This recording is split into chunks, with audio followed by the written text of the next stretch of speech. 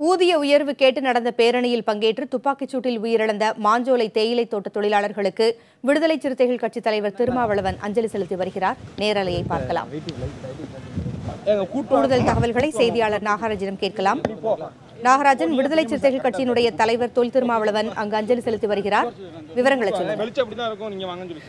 புகழி, அதாவது கடந்த சில வருடங்களுக்கு முன்பாக நடந்த சம்பவம் மாஞ்சோலை தோட்ட தொழிலாளர்கள், நெல்லை மாவட்டத்தை பொறுத்த வரைக்கும் மாஞ்சோலை தோட்ட தொழிலாளர்கள் நடந்த அவர்களுக்கு கூலி உயர்வு சம்பந்தமாக நடந்த பிரச்சனையில் பெரிய ஒரு வன்முறை கலவரமாக, அதாவது போராட்டக்காரர்களுக்கும் காவல்துறையினருக்கும் ஏற்பட்ட மோதலில் அது மிகப்பெரிய ஒரு வன்முறை கலவரமாக மாறியது. அந்த நேரத்தில் இந்த சம்பவத்தில் ஈடுபட்ட 19 பேர் உயிரிழந்திருந்தனர்.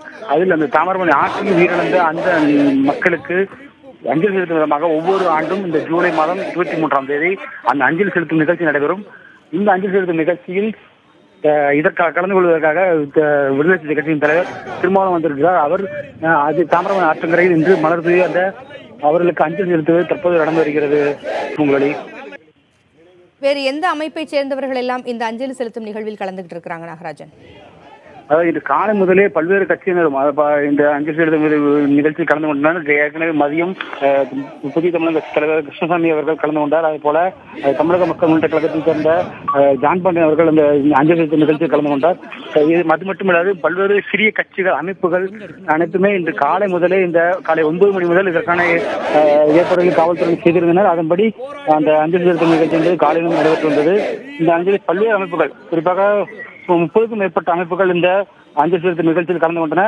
தற்பொழுது பேரணியாக வந்து விடுதலை சிறுத்தை கட்சி தலைவர் திருமாவளவன் அஞ்சலி தெரிவித்தார். அதே போல மதியம் புதிய தமிழக கட்சி தலைவர் கிருஷ்ணசாமி அஞ்சலி செலுத்தினார். அதே போல ஒவ்வொரு கட்சியினரும் பல்வேறு இடங்களில் வந்து அந்த அஞ்சலி செலுத்தும் நிகழ்ச்சிக்காக பேரணியாக வந்து பின்னர் தாமிரபரணி ஆற்றில் இறங்கி அந்த அஞ்சலி செலுத்தும் விதத்தில் அந்த உயிரிழந்த அந்த மக்களுக்காக அஞ்சலி செலுத்தி வருகின்றனர். இதற்காக காவல்துறை ஏற்பாடு, அதாவது இந்த அசம்பாவித சமயம் ஏற்படக்கூடாது என்பதற்காக காவலர்களும் சுமார் 200 காவலர்கள் இந்த பாதுகாப்பு ஈடுபட்டிருக்கிறார்கள்.